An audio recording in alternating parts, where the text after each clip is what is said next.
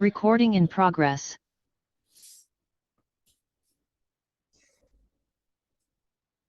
And बेटा मुझे यहाँ इलेक्ट्रोलिसिस आपके साथ डिस्कस करनी है।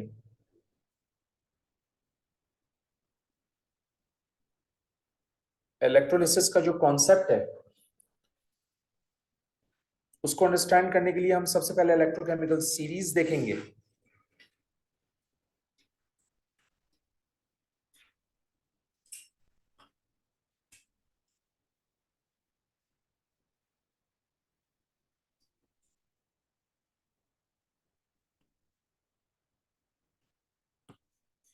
इलेक्ट्रोकेमिकल सीरीज में कैटाइन और एनाइन दोनों की अरेंजमेंट होती है।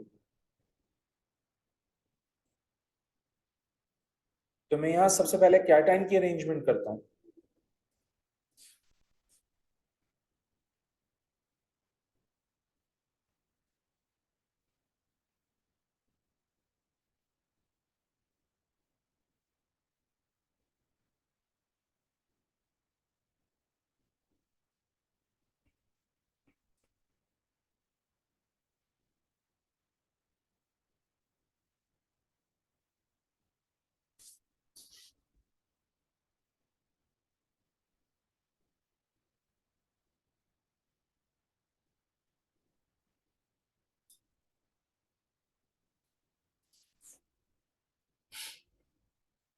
सो ये पोटेशियम है, कैल्शियम है, सोडियम है, magnesium, aluminium, zinc, iron, lead,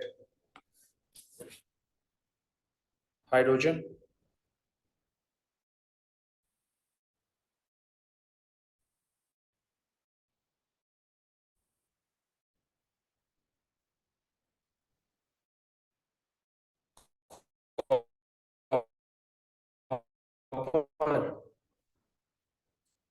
अब आप सब ये सोच रहे होंगे कि यार हम जब ओ लेवल केमिस्ट्री में थे तो हमने सोडियम को यहां रखा हुआ था। सोडियम और कैल्शियम का वो गलत था। जो मैंने यहां दिया है वो मैंने on the basis of standard electrode potential दिया है।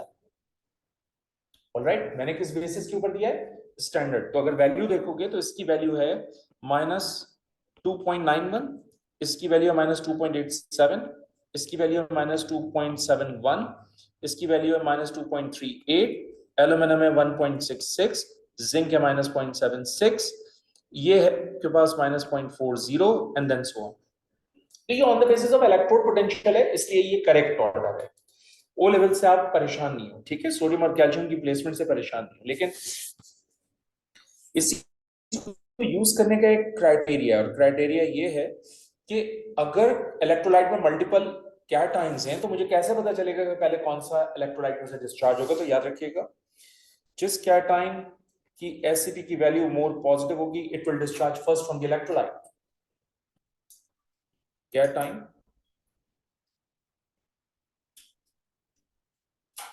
with more positive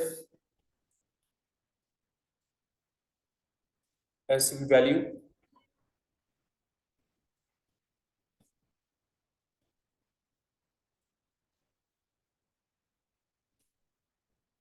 will discharge first from electrolyte। और मैं भी एग्जांपल से इसको कंक्लूड करके भी दूंगा। जिस तरह से मैंने कैटाइन को on the basis of electrode potential लिखा है, बिल्कुल इसी तरह से एनाइन को भी हम लिख सकते हैं। एनाइन का जो अरेंजमेंट है वो बुक टू बुक चेंज होता है, बुक टू बुक वेरी करता है, ठीक है? लेकिन हमारे पास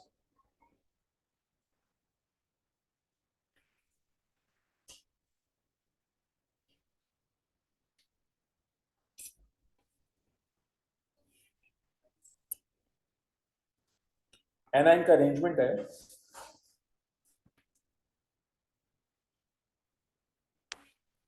hydroxide, nitrate, sulphate, chloride, iodide, bromide and then fluoride. अच्छा, ये जो अरेंजमेंट मैंने करके दिया ये हो सकता है आपकी बुक के अंदर स्लाइटली डिफरेंट हो, बट उसमें परेशान होने वाली कोई बात नहीं है, इसलिए क्योंकि आप स्टैंडर्ड इलेक्ट्रोड पोटेंशियल की वैल्यूज को देख के डिसाइड करेंगे कि आपके पास क्या होगा सिस्टम। ठीक है, मैं इसको थोड़ा सा चेंज कर दूं, थोड़ा सा चेंज कर लेते हैं इसको। देखो ये हो जाएगा iodide, bromide, chloride, nitrate and then sulphate. ठीक, और अब इसके लिए क्या होगा, अब इसके लिए हमारे पास पॉइंट ये है कि जिस एनाइन की एसिपी की वैल्यू मोर नेगेटिव होगी it will discharge first from the electrolyte. So हम यहां लिखेंगे anion with more negative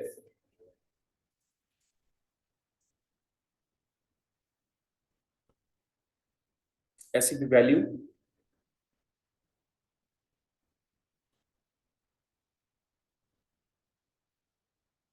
will discharge first from the electrolyte.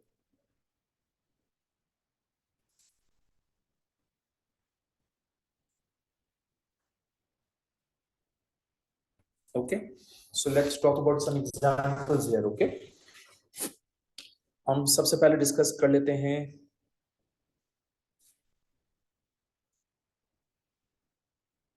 electrolysis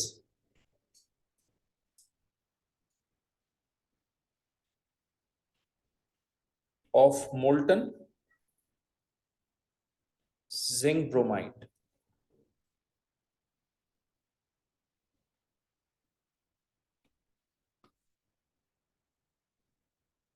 जब हम बात करते हैं मोल्टन की, इसका मतलब होता है कि ये विदाउट वाटर है।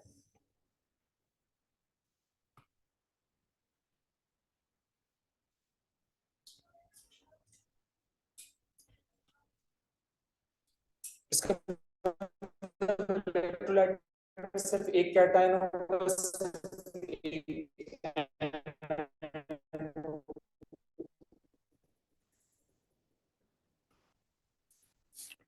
तो अगर हम जिंक ब्रोमाइड का फॉर्मूला लिख लें ZnBr2, which means it has only one cation and one anion because water तो है ही नहीं, तो it has only zinc ions, it has only bromide ions। हम सब रिएक्शन टेक्स प्लेस जहां जिंक आयंस इलेक्ट्रॉन, तो हम यहां लिखेंगे कि जिंक आयंस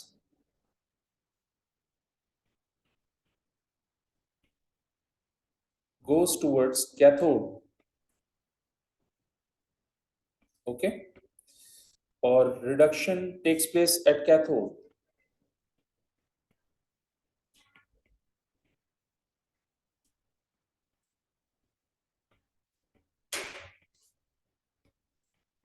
इसका मतलब ये हुआ कि जिंक आयंस इलेक्ट्रॉन्स गेन करेंगे और गेन करके कन्वर्ट हो जाएंगे जिंक मेटल में। ये इसकी इक्वेशन हो गई। एग्जामिनर आपसे इक्वेशन पूछ सकते हैं। Bromide ions obviously anions हैं, तो anions goes towards anode,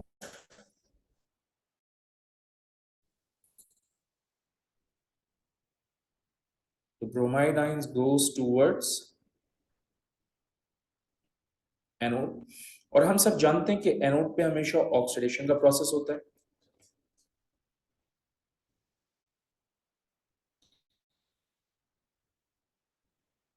Oxidation takes place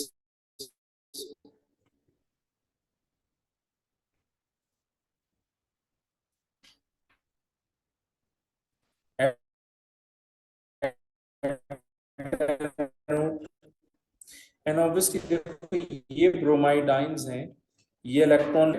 हम सब जानते हैं कि ब्रोमीन जो है स्टेट में एग्जिस्ट करेगा, तो मैं यहाँ 2 लगाऊंगा, मैं यहाँ पर भी 2 लगाऊंगा, मैं यहाँ पर भी 2 लगाऊंगा। That's the balanced chemical equation. Okay, Br2 आ जाए, यानी let molten lead two bromide, तब भी इसी तरह से काम करोगे। अगर मोल्टन NaCl दे दे एग्जामिनर, तब भी इसी तरह से काम करोगे। सही, कोई इशू तो नहीं है, क्योंकि एक ही कैटायन एक ही एनायन होगा। ये हमारी फर्स्ट एग्जांपल हो गई। Let's move on to the next example.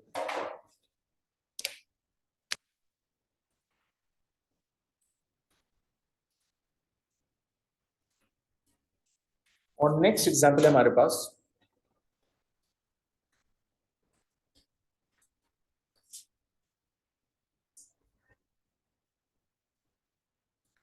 electrolysis of iron, electrolysis of aqueous solution of iron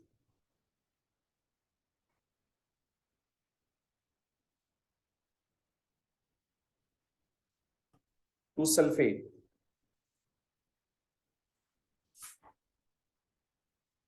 सही, क्योंकि मैंने यहाँ एक्वस की टर्म यूज की, क्योंकि मैंने यहाँ सोल्यूशन की टर्म यूज की, इसका मतलब ये इलेक्ट्रोलाइट वाटर में बना होगा, ठीक है, इसको हमने वाटर में डिसॉल्व किया होगा और फिर ये इलेक्ट्रोलाइट में कन्वर्ट हुआ होगा, विच मींस हमारे पास इस वक्त दो डिफरेंट कंपाउंड्स हैं इस इलेक्ट्रोलाइट में, एक FeSO4 है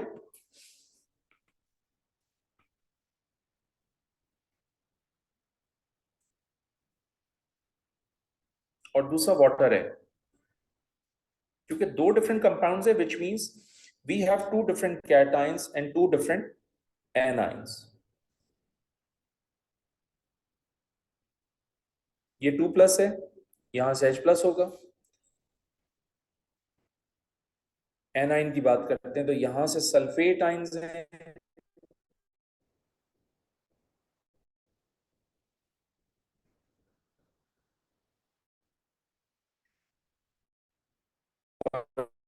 यहां से OH नेगेटिव आइंस। तो मैं जाहिर सी बात है सबसे पहले कैटाइन को सॉल्व करूंगा और कैटाइन के लिए मैं इलेक्ट्रोकेमिकल सीरीज अप्लाई करूंगा, राइट। आपको क्या बताया था कि वो कैटाइन इलेक्ट्रोलाइट में से सबसे पहले, right. Now in this electrolyte we have iron two ions, we have hydrogen ion, तो इसका मतलब ये हुआ कि मैं यहां पर हाइड्रोजन आयन और Fe2+ आयंस दोनों के लिए half cell equation data booklet से सिलेक्ट करूंगा। मैं डेटा बुकलेट में गया, मैंने हाफ सेल इक्वेशन सिलेक्ट करी, half cell equation hydrogen ion के लिए ये गिवन थी और इसकी स्टैंडर्ड इलेक्ट्रोड पोटेंशियल की वैल्यू थी 0.00 वोल्ट। ऑब्वियसली मैं इस इक्वेशन को शॉर्ट फॉर्म में इस तरह से भी लिख सकता हूं, ओके। और इसकी वैल्यू को हम क्या कोट करेंगे, 0.00 वोल्ट, तो हम इस तरह से भी लिख के दे सकते हैं, एग्जामिनर भी लिख के दे सकता है इस तरह से। तो अगर हमें इस तरह से मिल रहा है, इक्वेशन इस तरह से बनेगी, बात समझ में आ रही है। आयरन टू आयंस की बात कर रहे हैं तो हम आयरन टू आयंस की इक्वेशन लेंगे, डेटा बुकलेट में ये 2 इलेक्ट्रॉन, होल्ड अच्छा 2 इलेक्ट्रॉन और ये कन्वर्ट हो जाएगा आयरन, और इसकी एसिबी की वैल्यू हमारे पास क्या है, -0.40 वोल्ट। इसको हम इस तरह से भी लिख सकते हैं Fe2+ Fe, और इसकी वैल्यू कितनी है, 0.40 वोल्ट। अब आप नोट कीजिएगा कि देखें इस हाफ सेल की एसिबी की वैल्यू पॉजिटिव है, right, so it will discharge first from the electrolyte. इस हाफ सेल की एसिबी की वैल्यू नेगेटिव है, ये इलेक्ट्रोलाइट में से डिस्चार्ज इमीडिएटली नहीं होगा, बहुत देर के बाद होगा, बहुत देर के बाद, ठीक है ना, जब हाइड्रोजन आयन सारे निकल जाएंगे फिर कहीं जाकर डिस्चार्ज होगा, राइट। सो आप नोट करें, मैंने यहां इक्वेशन को फ्लिप नहीं किया, मैंने कुछ भी नहीं किया, क्यों, क्योंकि cation goes towards cathode and cathode reduction takes place, तो ये तो ऑलरेडी रिडक्शन फॉर्म में है, तो मुझे फ्लिप करने की जरूरत नहीं है। मैं यहां पर लिखूंगा hydrogen ion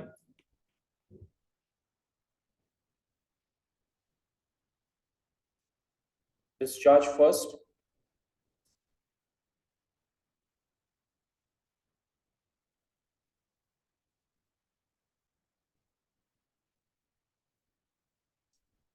from the electrolyte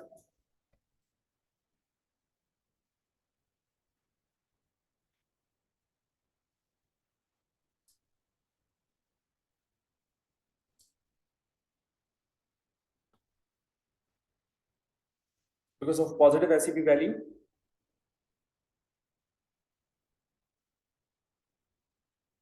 at cathode in the form of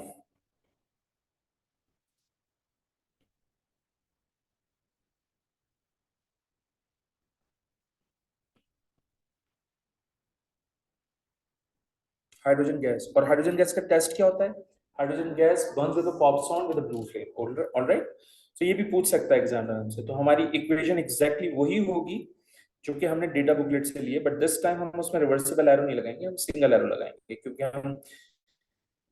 हम रिएक्शन किस पे लिख रहे हैं, कैथोड के ऊपर लिख रहे हैं। ये कैथोड का रिएक्शन। एंड गाइस याद रखिएगा कि ये इक्वेशंस जो है ना, ये आपको याद होनी चाहिए, बिकॉज एग्जामिनर जो है इन पे कैलकुलेशंस करवा के क्वेश्चंस पूछते हैं इससे रिलेटेड। ये हमने अभी कैट आयन सॉल्व किया है, हम अब एन आयन सॉल्व करेंगे। आप नोट कीजिए, आपके पास दो डिफरेंट एनाइन है, सल्फेट एंड हाइड्रोक्साइड। तो हम डेटा बुकलेट में जाएंगे और देखेंगे क्या इन दोनों एनाइंस की हाफ सेल इक्वेशंस गिवन है, यकीनन गिवन है, उनको लिखेंगे। तो हम नेक्स्ट पेज पे चलते हैं ताकि हम इनकी इक्वेशंस को लिखें।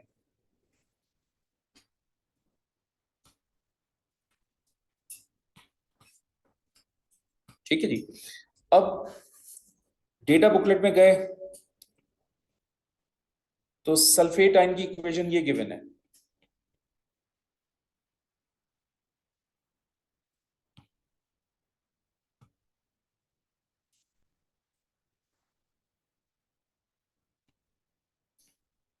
एंड ऑब्वियसली एग्जामिनर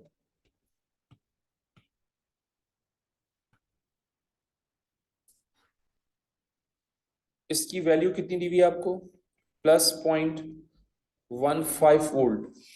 भाई इस हाफ सेल को एग्जामिनर कैसे लिख सकते हैं, इस तरह लिख सकते हैं शॉर्ट करके, हम भी लिख के दे सकते हैं एग्जामिनर को, sulphate slash sulphur dioxide and value is +0.15 volt. सही है।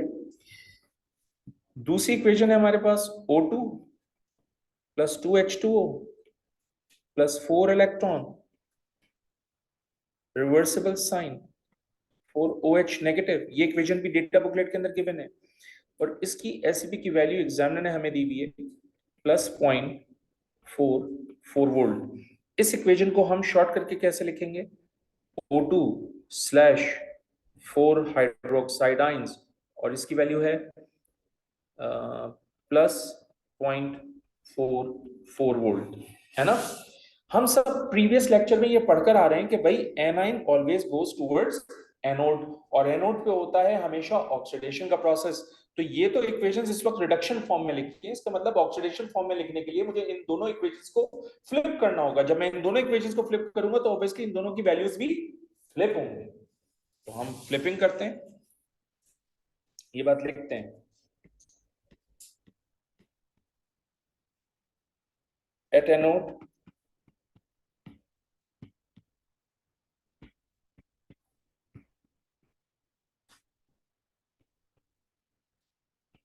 oxidation takes place,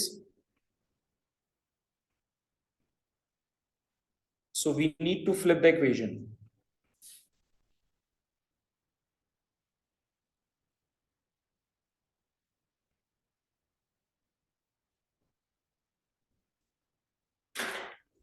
okay, equation flipping कर रहा हूं मैं। जब इक्वेशन फ्लिपिंग हो जाएगी तो हम इस तरह से लिखेंगे, SO2 + 2H2O, reversible sign, sulphate +4 hydrogen आइन +2 electron, and its value is now -0.15 volt. ये हो जाएगा 4 hydroxide ions, hold on hold, अच्छा ठीक है, ये हो जाएगा 2H2O + O2 +4 electron, and its value is -0.44 volt. हमने आपको क्या कहा था कि वो एनाइन इलेक्ट्रोलाइट में से पहले डिस्चार्ज होगा जिसकी एसीपी की वैल्यू मोर नेगेटिव होगी। तो ऑब्वियसली इस हाफ सेल की एसीपी की वैल्यू मोर नेगेटिव है, इसका मतलब hydroxide ion will discharge first from the electrolyte in the form of oxygen gas given off at anode। तो हम यहां लिखेंगे hydroxide ions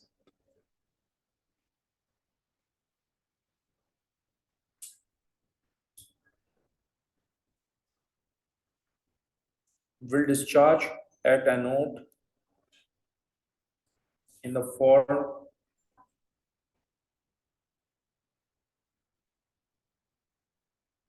of oxygen gas because its value is more negative. So obviously at anode हम equation इस तरह से लिखेंगे examiner के लिए, और ये इक्वेशन याद होनी चाहिए, एग्जामिनर नहीं देंगे आप।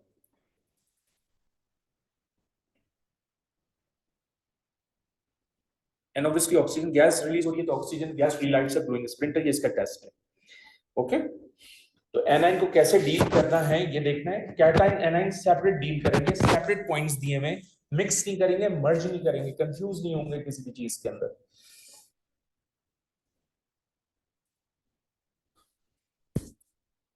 Now the third is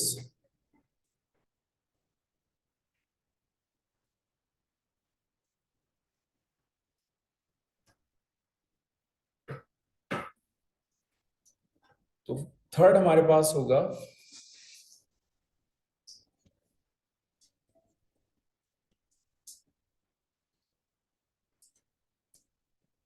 third case है हमारे पास इलेक्ट्रोलिसिस ऑफ कॉन्सेंट्रेटेड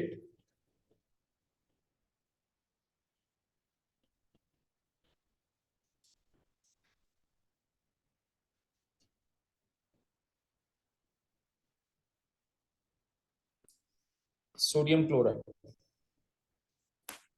ओके,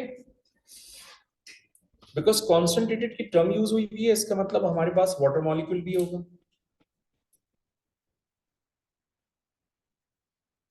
और सोडियम क्लोराइड भी होगा। दैट मीन्स के इलेक्ट्रोलाइट में दो डिफरेंट कैटाइंस होंगे और दो डिफरेंट आयनाइंस होंगे। यहां से सोडियम आयन होगा, यहां से हाइड्रोजन आयन होगा, यहां से क्लोराइड लेंगे और यहां से हाइड्रोक्साइड आयन लेंगे। ये भी याद रखिएगा कि यहां पर क्लोराइड की कॉन्सेंट्रेशन क्या है, हायर। लिखा हुआ है ना कॉन्सेंट्रेटेड सोडियम क्लोराइड, इसका मतलब concentration of chloride ion is higher than hydroxide ion. Alright, तो हम सबसे पहले कैटाइन जो है वो अरेंज करते हैं, सॉल्व करते हैं। सबसे पहले cation, we have two different cation, sodium ion and hydrogen ion. इनकी स्टैंडर्ड इलेक्ट्रोड पोटेंशियल की वैल्यूज डेटा बुकलेट में गिवन है। सोडियम की एसईपी की वैल्यू है -2.71 volt. I hope it makes sense to you, equation समझ में आ रही होगी रिडक्शन फॉर्म में, हाँ। और हाइड्रोजन आयन के लिए होगी 2 hydrogen ion slash hydrogen gas, और इसकी एसईपी की वैल्यू है 0.00 वोल्ट। ऑब्वियसली हाइड्रोजन की एसईपी की वैल्यू मोर पॉजिटिव है, which means hydrogen ion will discharge first from the electrolyte in the form of hydrogen gas, और hydrogen gas given off at cathode. सही है, हम यहां लिख देते हैं hydrogen ions as more positive SCP value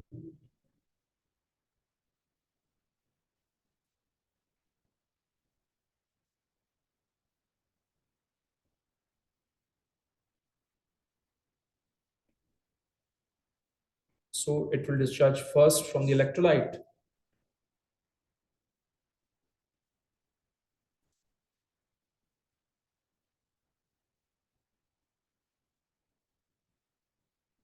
at cathode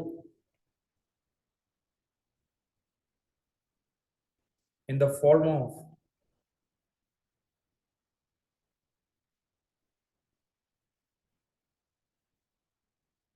hydrogen gas. So equation हमारे पास at cathode क्या हो जाएगी,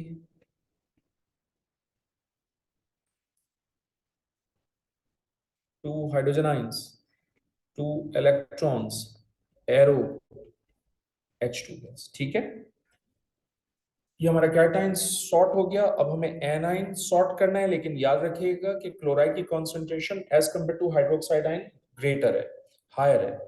सो इसके कॉन्सेंट्रेशन के फैक्टर को भी देखना है और एससीपी की वैल्यू को भी देखना है, दोनों को देखना है। ठीक है, और टेक्निकली याद रखिएगा कि अगर सिचुएशन आपके पास ऐसी है कि कॉन्सेंट्रेशन ज्यादा है, तो आयन जिसकी कॉन्सेंट्रेशन ज्यादा होती है वो इलेक्ट्रोलाइट में से पहले चला जाता है, ये बात याद रखिएगा। सही है, हम एनाइन डिस्कस कर लेते हैं यहाँ पर।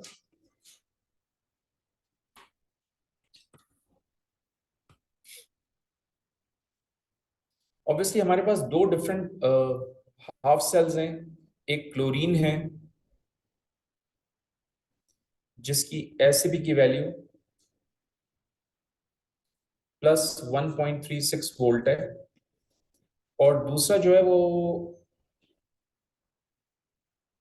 हाइड्रोक्साइड वाली इक्वेशन है जिसकी एसिपी की वैल्यू +0.44 वोल्ट है।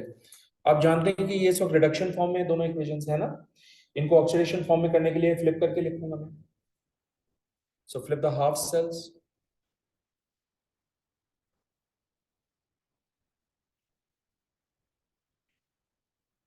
हाफ सेल क्यों फ्लिप करना चाहता हूं मैं? Because oxidation takes place at anode.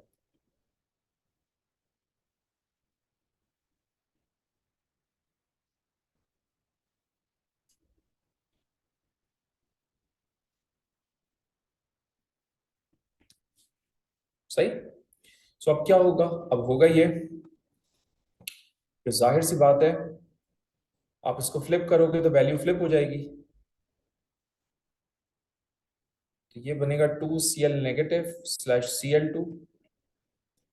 Value is going to be -1.36 volt.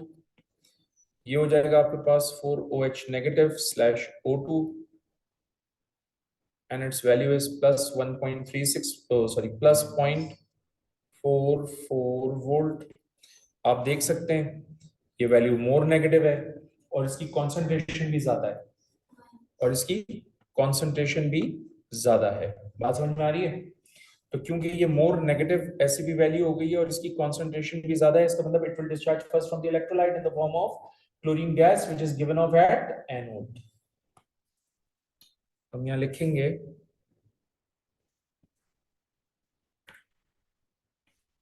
Chloride ion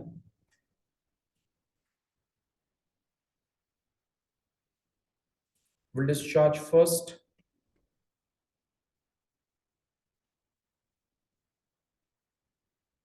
from the electrolyte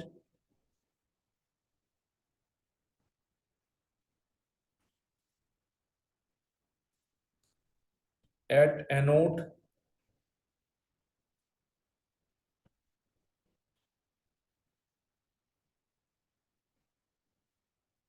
in the form of chlorine gas because of its high concentration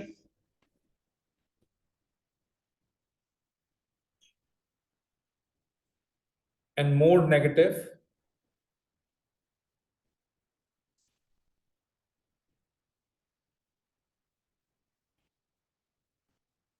ACP value।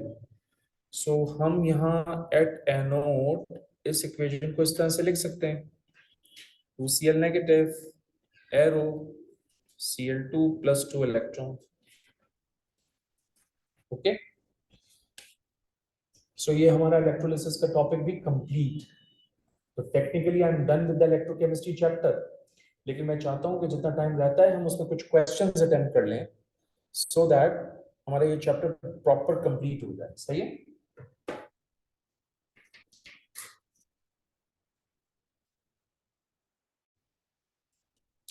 So let's do some questions here.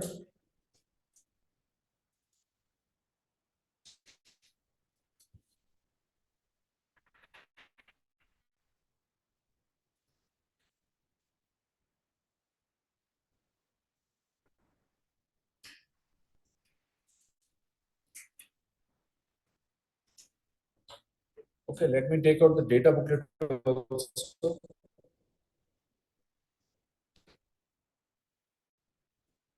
आपको data मिलेगा by the way, ठीक है? मैं data booklet use कर रहा हूँ, it doesn't make any difference. Select करके फिर काम करना होता है। Determine overall reaction when H2O2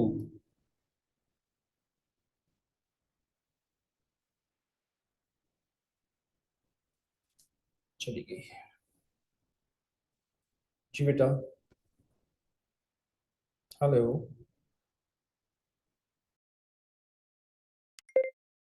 Recording in progress. Determine overall reaction when H2O2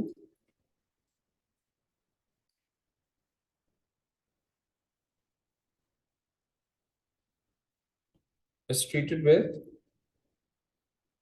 potassium iodide. Is treated with potassium iodide.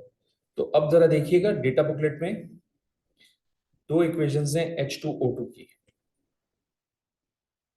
सही, एक इक्वेशन ये है जिसकी एसिपी की वैल्यू 1.77 वोल्ट है, एक वैल्यू ये है जिसकी वैल्यू +0.68 वोल्ट है। ऑब्वियसली मैं इस इक्वेशन को यूज करूंगा क्योंकि इस इक्वेशन में H2O2 ऑलरेडी रिएक्टेंट साइड पर है। क्लियर? सो मैं इस इक्वेशन को लिखूंगा यहां पर।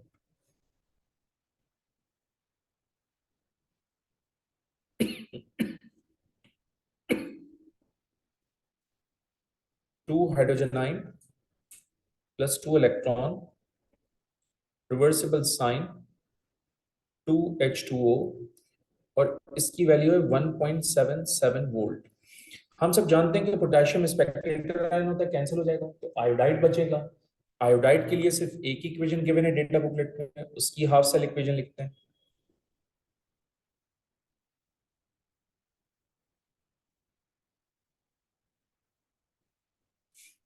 और इसकी वैल्यू है +0.54 वोल्ट।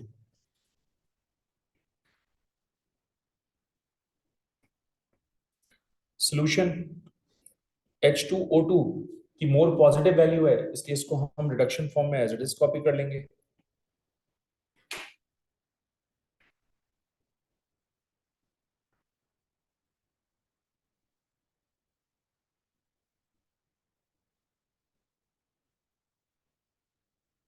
ओहो, सही है। और इस इक्वेशन को ऑक्सीडेशन फॉर्म में लिखने के लिए फ्लिप करके लिख लेंगे।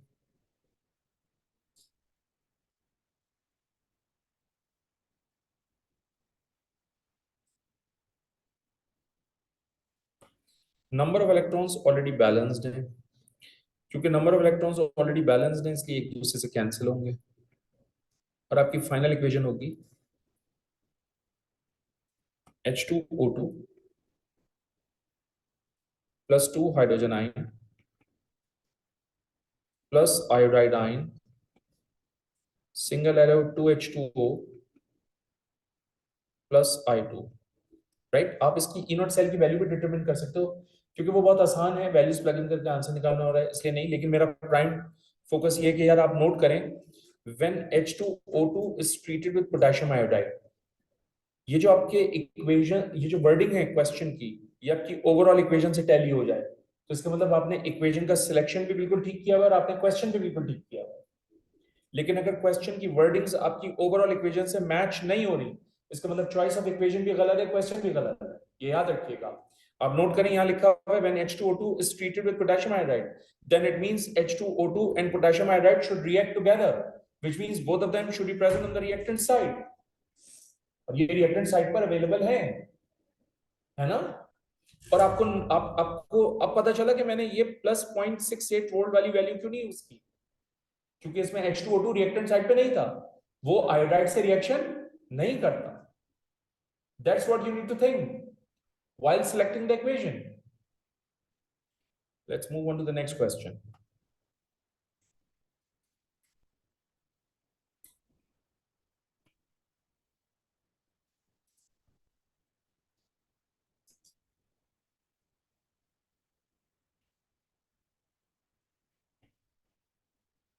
डिटरमिन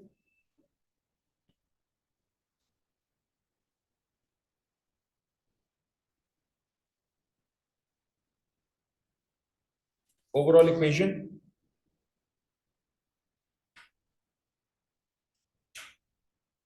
when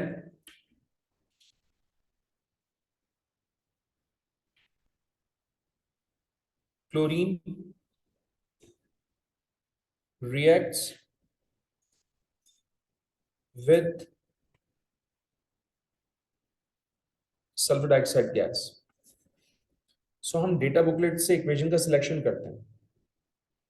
क्लोरीन की एक ही इक्वेशन गिवन है हमें, जिसकी एसिपी की वैल्यू प्लस 1.36 वोल्ट है, और सल्फर डाइऑक्साइड की भी एक ही इक्वेशन गिवन है,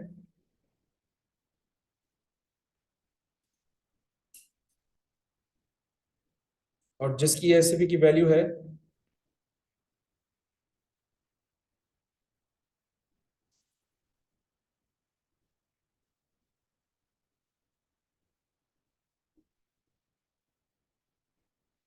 प्लस 0.15 वोल्ट। सही, तो हम इसको सॉल्व कर लेते हैं। क्लोरीन की इक्वेशन को हम रिडक्शन फॉर्म में एज इट इज कॉपी करेंगे।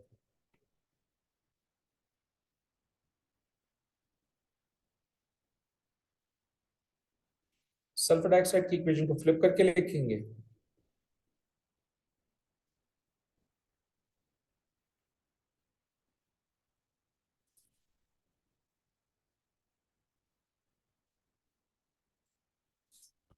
Number of electrons already balanced है, इसलिए हम number of electrons balance cancel करेंगे और कैंसिल करके ओवरऑल इक्वेशन लिख देंगे। तो ये हो जाएगा Cl2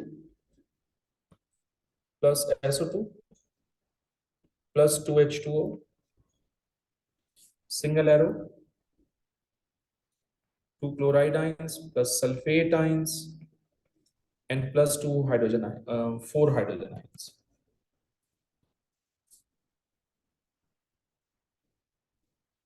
है ना? क्वेश्चन की वर्डिंग्स क्या है? Chlorine reacts with SO2 gas, इसका मतलब दोनों को रिएक्टेंट साइड पे होना चाहिए, तो दोनों आपस में रिएक्शन भी करें, है ना?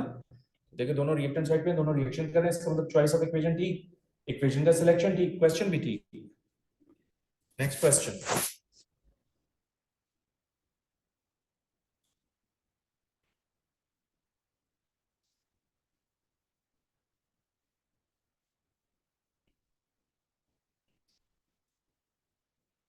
write the overall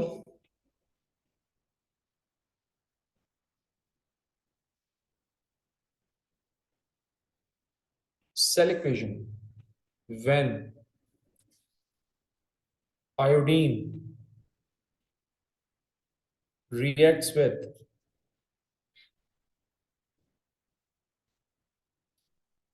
tin metal।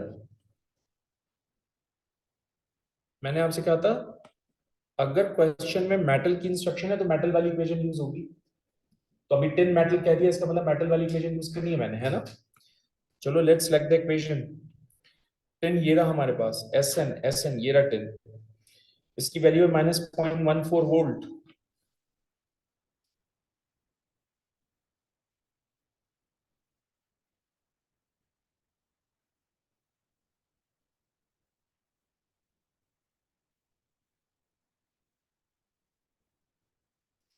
लेकिन मैं क्या करता हूं, मैं आयनिक इक्वेशन भी टिन की कॉपी कर लेता हूं, और इसकी वैल्यू है +0.15 वोल्ट।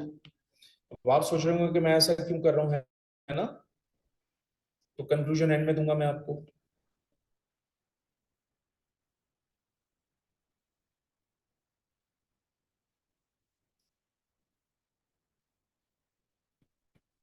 राइट, एंड ऑब्वियसली हम किससे रिएक्शन करवा रहे हैं? आयोडीन से, तो आयोडीन की इक्वेशन का भी सिलेक्शन होगा यहाँ पर। इस क्वेश्चन को अटेम्प्ट करने के लिए हमने 3 डिफरेंट इक्वेशंस चूज की हैं।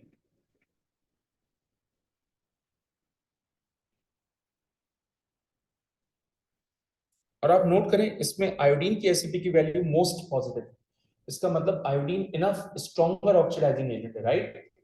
विच मींस वो इस टिन मेटल को ऑक्सीडाइज करके टिन 2+ आयंस में कन्वर्ट करेगा। इसका मतलब सबसे पहले मैं इन दो इक्वेशंस को मर्ज करूंगा। ऑलराइट,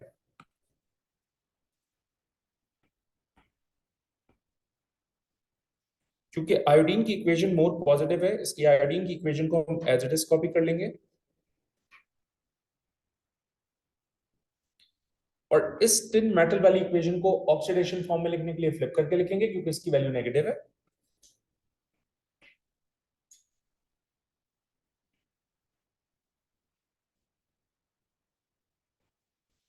हम सब जानते हैं कि नंबर ऑफ इलेक्ट्रॉन्स बैलेंस्ड है, इसका मतलब ये नंबर ऑफ इलेक्ट्रॉन्स कैंसिल होंगे और ये हमारी फाइनल इक्वेशन होगी। ये हो जाएगा 10 प्लस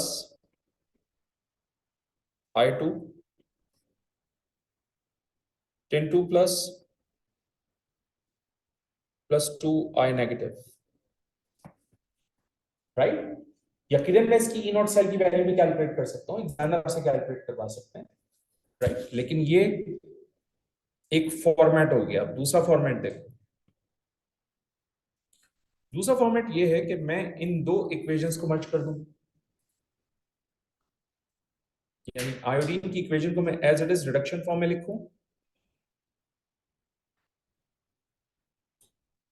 और इस इक्वेशन को मैं ऑक्सीडेशन फॉर्म में लिखने के लिए फ्लिप करके लिखूं।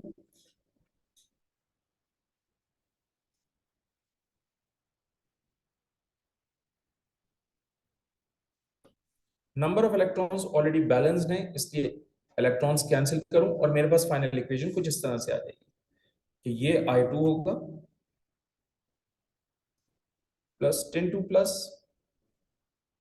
Single arrow 10 4 plus, oh my bad, ये 2I माइनस है मेरे ख्याल से, राइट, और ये हो जाएगा 2I नेगेटिव।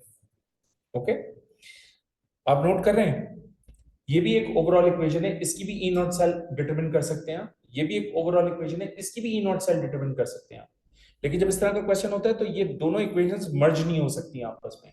सिमिलरली इन दोनों इक्वेशंस की जो ई नॉट सेल की वैल्यू है वो भी आप ऐड नहीं कर सकते, अलग अलग ही रखेंगे, ठीक। लेकिन किया क्या है मैंने किया ये है कि मैंने एक बीकर लिया, उस बीकर के अंदर मैंने आयोडीन भर दिया, सही।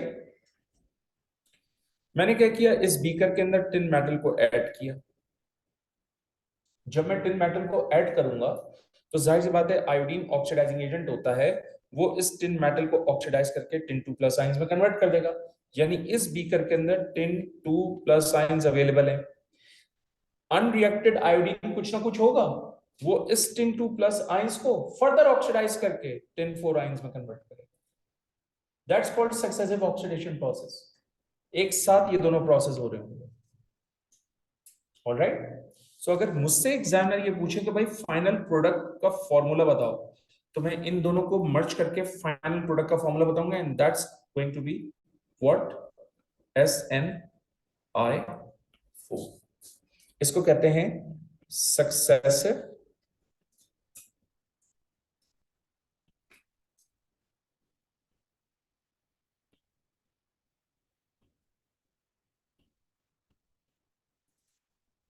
Oxidation process, successive oxidation process.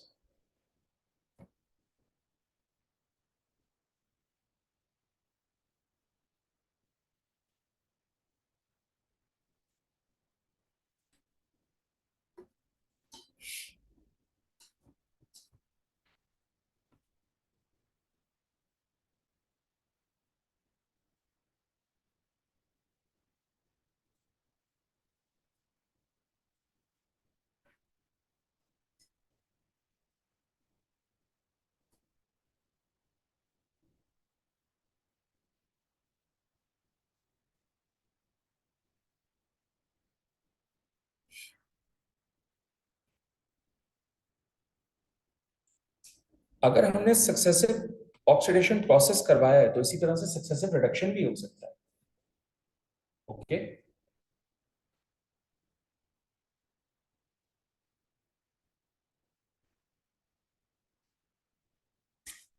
Let's talk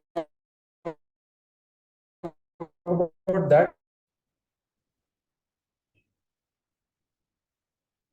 चलो देखो, सक्सेसिव रिडक्शन के लिए देख लेते हैं।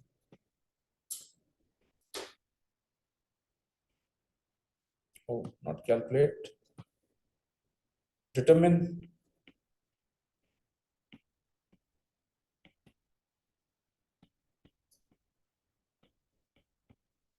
overall reaction when zinc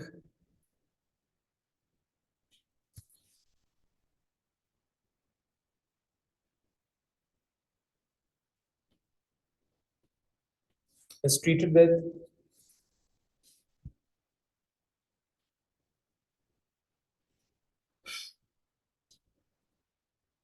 vanadium 5 ions.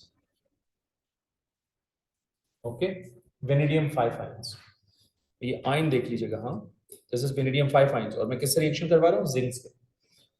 सो हम इसमें बैक टू बैक जो है, बैक एंड फोर्थ हम बेसिकली डेटा बुकलेट यूज करेंगे।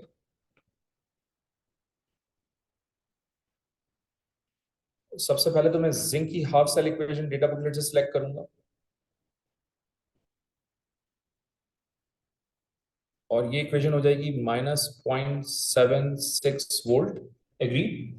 अब जाहिर सी बात है, हमसे एग्जामिनर ने वेनेडियम 5 आयंस का है। अब हम इस आयन को लेकर जा रहे हैं डेटा बुकलेट में, चेक करते हैं कि इसकी इक्वेशन गिवन है भी या नहीं।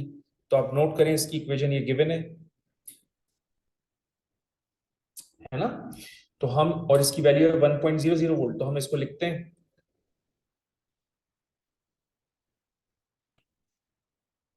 ये हो जाएगा VO2 प्लस 2 हाइड्रोजन आयन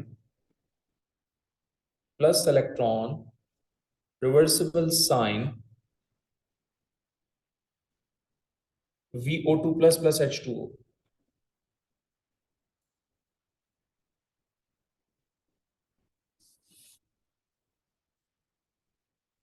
और इसकी वैल्यू है 1.00 वोल्ट, राइट।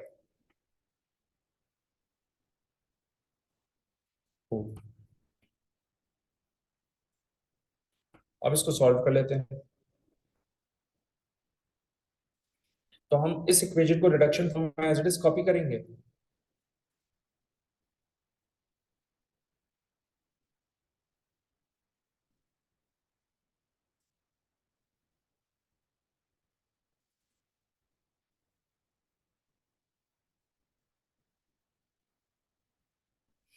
और इस इक्वेशन को ऑक्सीडेशन फॉर्म में लिखने के लिए फ्लिप करके लिखेंगे।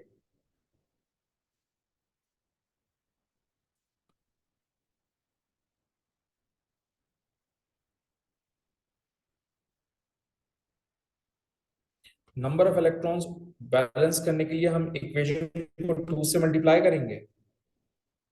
नंबर ऑफ इलेक्ट्रॉन्स बैलेंस होने के बाद उनको कैंसिल करेंगे और हमारी फाइनल इक्वेशन आ जाएगी, विच इज 2 VO2 प्लस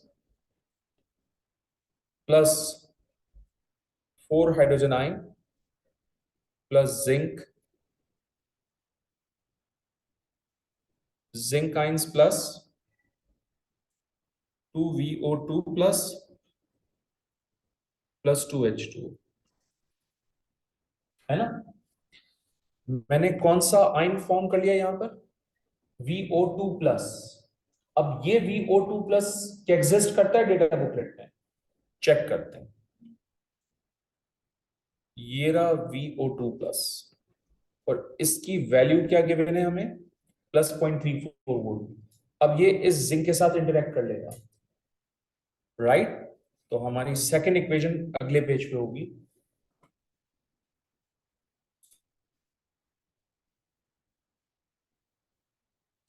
ये हो जाएगा हमारे पास zinc ions plus 2 electron reversible sign zinc, value is -0.76 volt. और दूसरी इक्वेशन हमारे पास कौन सी है? VO2 प्लस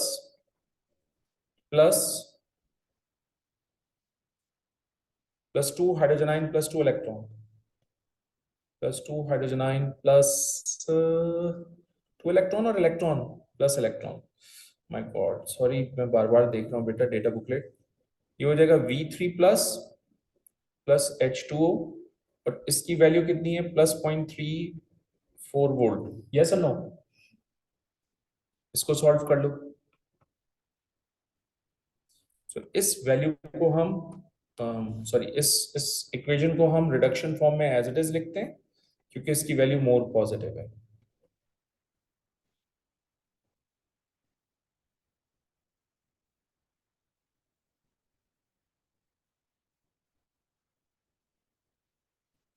इस इक्वेशन को हम ऑक्सीडेशन फॉर्म में लिखने के लिए फ्लिप करके लिखेंगे।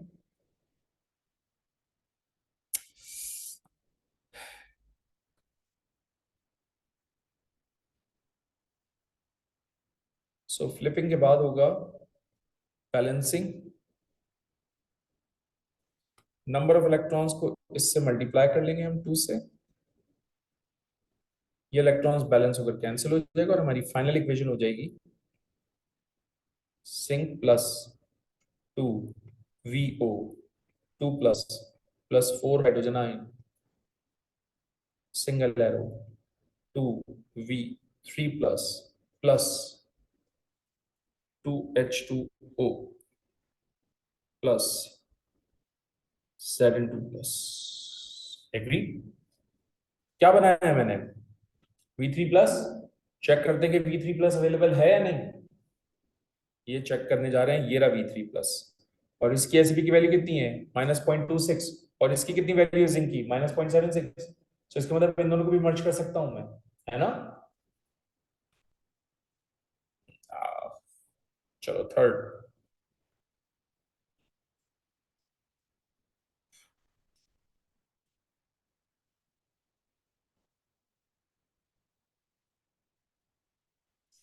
और इसकी एसिपी की वैल्यू है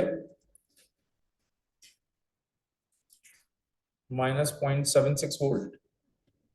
और बेटा ये इक्वेशन है आपके पास V3 plus plus electron reversible sign V2 plus, और इसकी एसिपी की वैल्यू कितनी है गाइस? -0.26 वोल्ट। ऐसा ही है? तो which one is more, which one is less negative ना? वेनेडियम। इसको मैं रिडक्शन फॉर्म में एज इट इज लिखूंगा।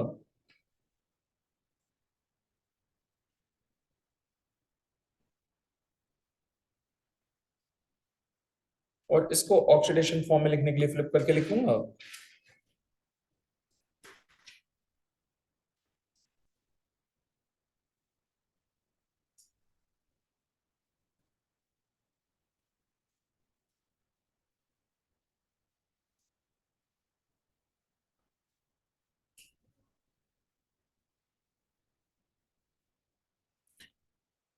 नंबर ऑफ इलेक्ट्रॉन्स बैलेंस है तो कैंसिल करें। आपकी ओवरऑल इक्वेशन ये हो जाएगी 2 हो जाएगा zinc ions plus 2 V2 plus. Agree? कोई इशू तो नहीं है? क्या बनाया है मैंने? V2 plus. क्या ये गिवन है? चेक करते हैं गिवन है या नहीं। ये रहा V2 प्लस, और इसकी वैल्यू कितनी है? -1.20, और इसकी वैल्यू कितनी है? -0.76। तो इसका मतलब अब ये रिडक्शन फॉर्म में रहेगा क्योंकि ये लेस नेगेटिव है, और ये ऑक्सीडेशन फॉर्म में लिखने के लिए फ्लिप करूंगा। तो क्या रिडक्शन होगी? अब रिडक्शन नहीं होगी। इसका मतलब इससे ज्यादा रिडक्शन मुमकिन नहीं है। यहां अगर खत्म हो जाएगा मेरा क्वेश्चन। आपको पता है मैं अभी डिफिकल्ट क्वेश्चंस की रिकॉर्डिंग शेयर करूंगा, उसमें जो क्वेश्चन नंबर 1 है, one of the toughest question, one of the toughest question, और वो एग्जैक्टली इसी से रिलेटेड, इसी से रिलेटेड फर्स्ट क्वेश्चन जो मैंने डिफिकल्ट क्वेश्चन सॉल्व किए अभी तक शेयर नहीं किए मैंने रिकॉर्डिंग में, भी शेयर करूंगा।